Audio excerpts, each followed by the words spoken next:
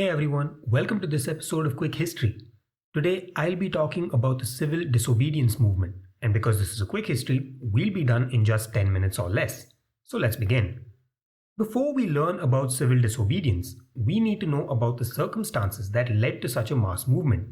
In 1928, Motilal Nehru submitted his Nehru Report, which demanded dominion status for India, which is the same status that is given to Australia and South Africa. The Congress Party decided that if the demands made in the report were not met within 1 year, they would launch a full civil disobedience campaign. By December of 1929, the British had not acted on the Nehru Report at all. They were still waiting for their own report, which was being prepared by the Simon Commission. You can learn all about the Simon Commission from my previous video. Link is in the description below.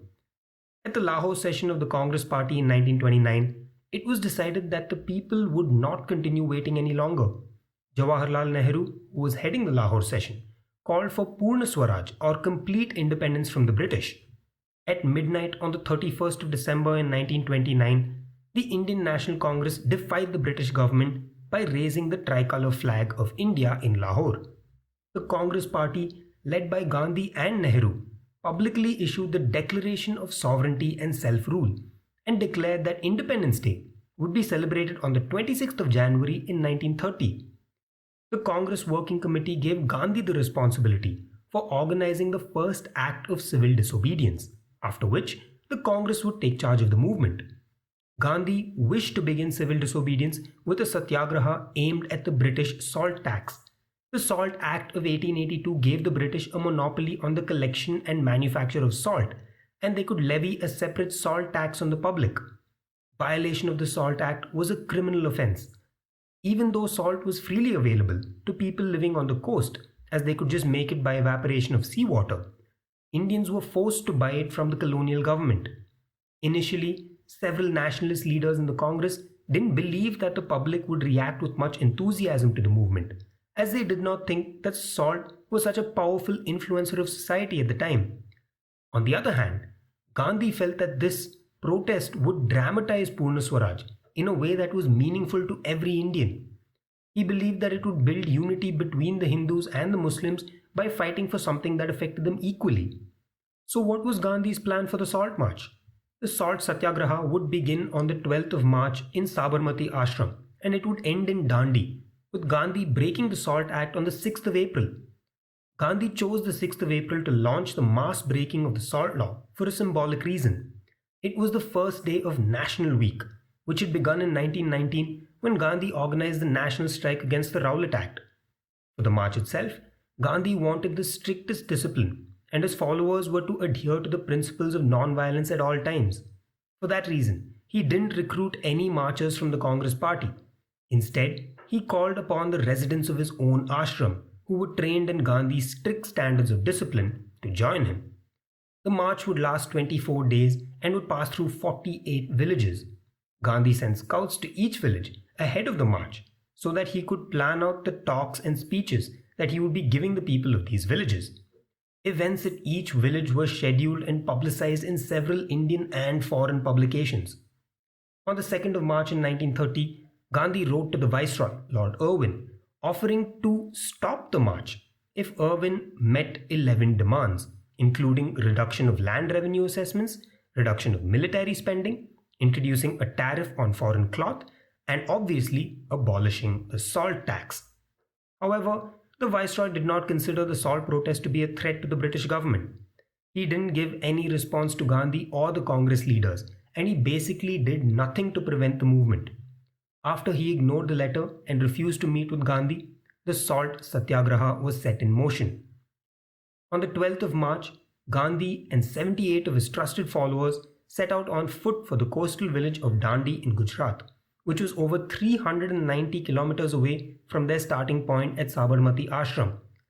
Each village that they went to saw more supporters joining the march. The Salt March was also called the White Flowing River because the people who were joining the procession were wearing white khadi. Reporters from several international news agencies were also following the movement, and they would interview Gandhi on a daily basis. Gandhi's name was now known all across the world, and he was named Time magazine's Man of the Year in the year 1930. Gandhi and his followers reached Dandi on the evening of the 5th of April. He gave a set of interviews that evening to members of the press because he wanted the world to learn about the cruel British government in India. The very next day, which was the 6th of April, Gandhi was up early in the morning. He raised a lump of salty mud in his hands and declared, "With this, I am shaking the foundations of the British Empire." He then boiled it in seawater, producing illegal salt and breaking the Salt Act in the process. He requested his followers to begin making illegal salt all along the seashore and to teach villagers how to make salt themselves.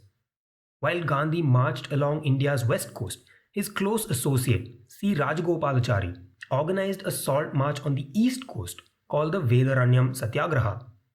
His group started from Trichinopoly in Madras Presidency, which is now a part of Tamil Nadu. They covered a distance of 240 kilometers and reached the coastal village of Vedaranyam. After making illegal salt there, he too was arrested by the British. Mass civil disobedience spread throughout India as millions of people broke the salt laws by making salt or buying salt that was made illegally.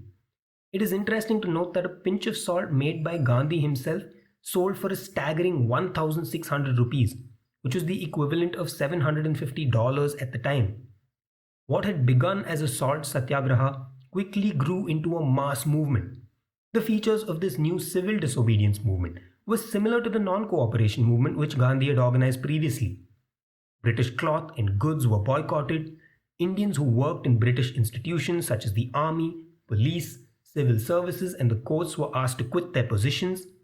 Liquor shops were picketed and people purchasing liquor were discouraged from doing so. Unpopular forest laws were defied by the tribal people in Maharashtra, Karnataka and the central provinces. Several peasants refused to pay tax to the British tax collectors. The British responded with more laws, including censorship of several Indian publications and confiscation of crops, land and property from people who didn't pay any taxes. They also declared that the Congress party was illegal. At this time, the British government arrested a staggering 60,000 people for breaking the Salt Act and other related laws. However, none of the measures taken by the British slowed the civil disobedience movement in any way. In November of 1930, the British government was considering the Simon Commission report and the Nehru report during the first roundtable conference. However, several Congress leaders, including Gandhi, were busy with the civil disobedience movement during this time, and they couldn't make it to the conference, which failed as a result. Sensing a complete breakdown of public order in India, the British government wanted the leaders of the Congress to be present at the second roundtable conference. They knew that negotiations would break down again if the Congress leaders were not present. They knew that something had to be done, so they sent Lord Irwin to negotiate with Gandhi. Lord Irwin was overseeing some of the most repressive measures ever imposed on the Indian nationalists. It is interesting to note that he was never in favor of the use of excessive violence at this time. He met with Gandhi and they entered into the Gandhi-Irwin Pact on the 5th of March in 1931, which ensured, among other things, that the civil disobedience movement would be stopped and that the Congress party leaders would be present at the second roundtable conference. The civil disobedience movement lasted for less than a year. It had various drawbacks and shortcomings. The Salt Satyagraha did not produce any immediate progress toward an independent India. It did not even attract much Muslim support.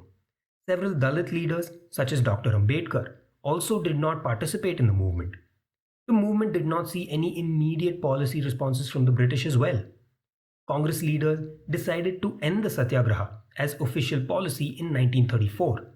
However, even though British authorities were again in control of India by the mid-1930s, Indian, British and world opinion increasingly began to recognize the legitimacy of the claims made by Gandhi and the Congress party for sovereignty and for self-rule.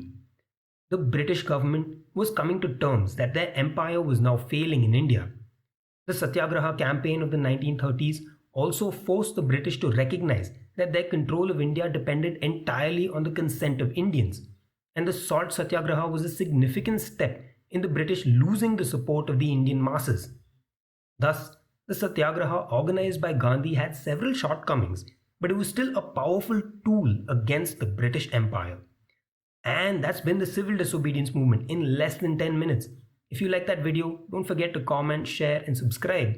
And what do you guys think? Was civil disobedience really a catalyst that led to Indian independence? Let me know in the comments below. In any case, thank you so much for watching.